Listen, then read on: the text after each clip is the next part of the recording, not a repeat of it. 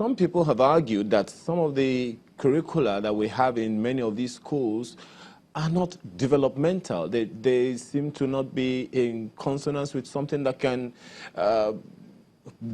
produce the kind of development that we want. You know, medical studies, for instance, will tell you that, you know, after the first year, by the time you get to second year, what you studied in the first year is complete. Back to the secondary schools or primary schools, do you think that the educational system can evolve into a skill-producing or skill-impacting a system rather than just academic education that probably expires, you know, in 5-10 years?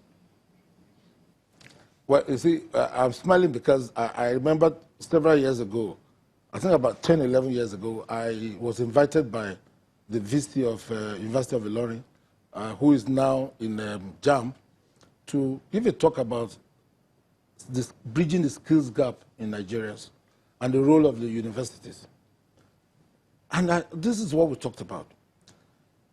The curriculum, whether at secondary school level and at the tertiary level, must be programmed, but there must be, the government must sit down with all the other operators in the system to develop a curriculum. And this is not difficult. In fact, we don't need to reinvent the wheel. It's there, it's out there, you know, to develop a curriculum that can put, not only give people certificates, students certificates in their bags, but also skills in their head so that they could actually be easily put to work. Now, that is not happening. So what do? We have to organize additional training for the skills. And what I think, again, we should be looking at is a national skills policy that makes it mandatory. And again, what is the big deal about that? Our children are going to university at 16, 17 now. They don't need to be there. Just have a certificate to do something, carpentry, anything. So that if you get your JAM, you go to school. If you don't get your JAM, you can be put to work. And we need workers. Let me tell you, we have enough people trained, they will get a job. But if they're not trained, then you'll be going to Benin Republic or Togo or Ghana to look for people to do the work. And I can tell you, a young graduate in Nigeria earns about 30% what an averagely skilled laborer earns on the site. You can check it out. About 30%, that's what a graduate earns. So for me, a graduate is better working on the site and earning 3 times 3 than waiting, queuing, begging and crying for government, working in the ministry or whatever, where you get less than that. Let me ask you this one more on this same issue, Prince. Are Nigerian youths ready for this skills policy you're talking about? They are ready. At the Chamber of Commerce, they're very ready. One, we have this program for 1,000 IT skills program. We call it Best 1,000.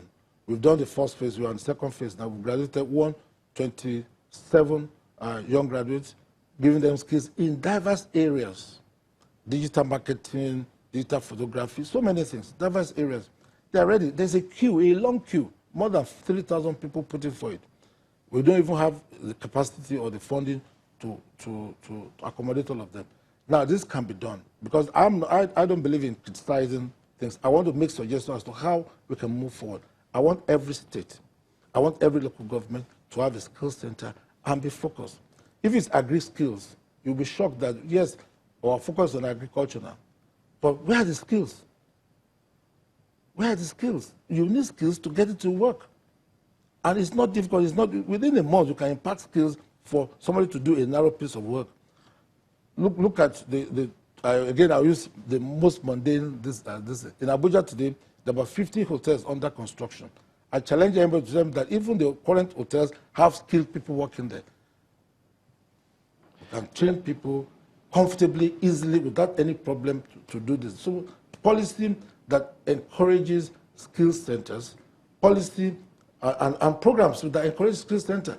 But if you want to set up a skills center and you have to go and get a license and somebody is asking you to bring some money, we're putting a roadblock on this. You know, those are some of the challenges too. But you know, I think in 2017, the former Minister for Youth at that time was quoted to have said Nigerians spend 300 billion naira annually for education in Ghana.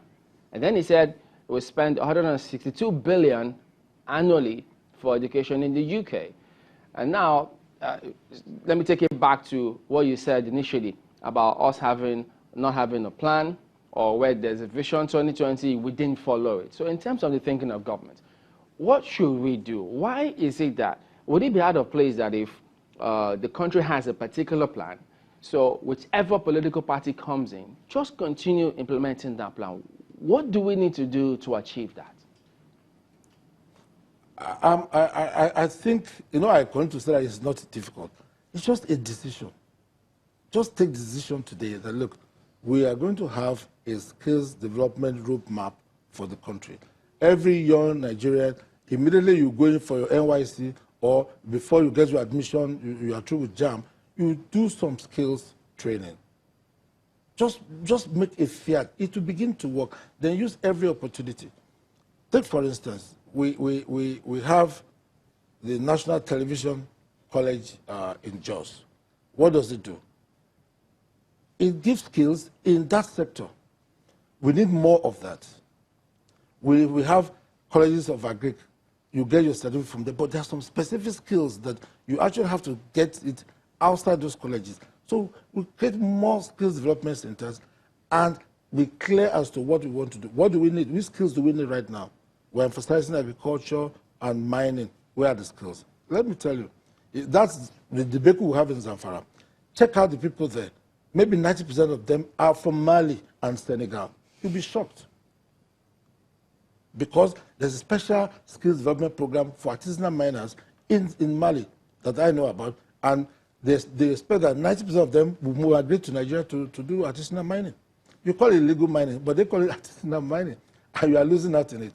So skills, every sector, including the environmental sector, you have to train people. Then when you train them with skills, they'll get a job. They can also employ themselves, because that's actually more important than looking for a job. So a decision, a fiat right away, National Economic Council, that's why it is there. You know, the Constitution have really stratified Nigeria. The president handles essentially the political issues. The vice president handles the economy. National Economic Council, National Planning Commission, the Bureau for Public Enterprise. They're all under the vice president. He's in charge of the economic issue. I want to challenge him after May 29th to spend more time on the economy than politics. He's doing a lot of that, but it's a human job because people are not really necessarily on the same page with him. Get to take National Economic Council more seriously, put in the template the way states can copy and the panel suit their own purposes. But where the National Economic Council is only the deputy governor, just armchair people. We know that. That's the truth. Government should take it seriously. The vice president himself should insist, and the president should support this to make sure that the National Economic Council is working, and that the template for development is put there on the table, and people can copy. I don't want everything taking the consultant to wasting money and time. Just take a template, then you can just adopt and adapt to suit your purposes. Now, when I said that I was quite surprised that there was a Chamber of Commerce and Industry in Abuja, some people will say, you know, Abuja is known for government things. I mean, what industry or what commerce is going on here if it's not within government quarters? What do you have to say to that quickly? Abuja Chamber of Commerce was established in 1985. I joined in 1989. It's been there for about 34 years now. Yes, there are people here in the territory and they're doing business. You may not have the heavy industries, but actually have a lot of SMEs. And in any case, you know, Nigeria is a country of SMEs. And we have about 1,400 members, 800 very active. And some of them have been with us for more than, like myself, more than 30 years. Interesting. But you served as Minister of Defense. And now, one of the things that we're faced with, one of the challenges that governors will be facing, whether or not they like it when they come in, is security. Yes. What would you say to them in terms of tackling headlong the security challenges? Your thoughts on that? Again, it's all about plan. You see, we have serious security challenges right now, and it is is a symptom of lack of planning. Because you see, these are very organic issues. You don't just take security from the top. There's an armed robber here, you pursue him. It goes beyond that. You must plan. What caused it? How do we prevent it? How do we arrest those who are doing it? How do we prevent that? Make sure it doesn't happen again. We need to have a plan. Again, the truth is that we must have a plan. You know that there's hardly any state in this country, I'll tell you that, in their own peculiar circumstances, they have a security plan. Let us put that plan in place. Again, it is not difficult. Just get one or two people who know what to do. They will assist, and the federal government should assist the state. A national security architecture is basic. There are wars, but it is not a static thing. The government must continue to review, must continue, not in public space, not on TV, but continue in its own way, review the security architecture. I want to urge them to continue to do that. You say it's a lack of planning, but some people will say, if indeed we were planning, and if indeed you thought about planning while you were minister, shouldn't we have some of these problems coming? You see, well, don't forget that I spent 1 year as Minister of Defense, and I saw a lot of things. And again, we tried then, within the limit of whatever power that a minister can have on defense, which, don't forget that there are different people involved in different things. Defense is different from security. They're related, but they're different. There are different architectures for them, even though all of them come together for the peace and tranquility of the country. So you have to understand that clearly. But you have structures. Make sure your structures work. Things have changed. I left government 8 years ago. Things have changed seriously, dramatically. Now, what should we be doing now? Should we not review what we were doing in the past? Because what you had in the past can no longer cope with what you have at the present. And who knows what's going to happen tomorrow? So review the architecture, work with the states. Take, for instance, they've been trying to reform the police. The law has been going up and down. We've not been able to do that. Every police, even in the most advanced countries, constantly reform there and review the structure of the police and the operating procedure. We have not done that. We are still using the same template. My father was a policeman. He joined the police maybe 80 years, 70 years ago. The same procedure. I challenge anyone to tell me that they have changed it. Let us review and modernize our system. And it is not difficult. Countries are doing it. Just borrow their template and panabit it to suit your purposes. But whatever happens, don't be static. The system is static, and that is why you can see what is going on. But again, it opens doors for us. Easiest thing, we need to have more personnel. What is the number of policemen in Nigeria today? Look at Egypt. Their population is about 102 million. What is the number of their personnel? Check it. I can tell you it's about 5 times Nigerians. And we have a lot of young Nigerians roaming the streets. I want to have more police training schools. For me, it is not acceptable that we don't have police colleges in every state in this country, and that the process for joining the Nigerian police is not automated, whereby immediately you finish your school start, your school sends your name to the police center, to recruiting center and the local government, and you indicate whether you want to join or not. Now, if you have to buy a research card, you have to pay, and this is national television. You have to have some level of inducement before you can join the police. In fact, we should be begging people to join the police. We should have more people trained. Look at the civil defense. They have their job cut out for them. Civil defense, public security. Put more people in that, train them. Every state should have a training center. It's part of planning. It's part of execution. And again, I say it is not difficult.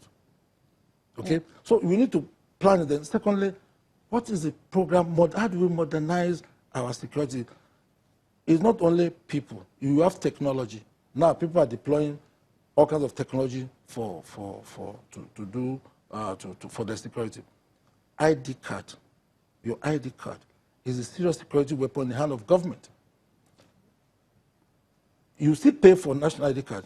It still takes you time to get it. We should democratize most of this, democratize the security system. Then everybody will know that security is their business. But if we still run it as is, security is government of business, even though there's a campaign that it's everybody's business. But the public does not believe that. You must properly democratize it. Again, I say it is not difficult, because running a government is not really a difficult thing. It's not a big deal. Just make it work. Just put a plan and policy in place and implement it.